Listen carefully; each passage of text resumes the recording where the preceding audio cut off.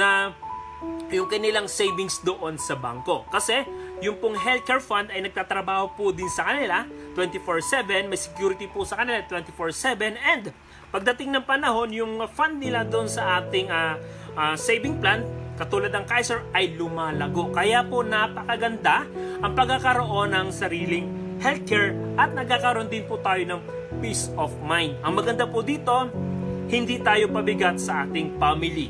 Kung gusto natin maglakwatsa, go!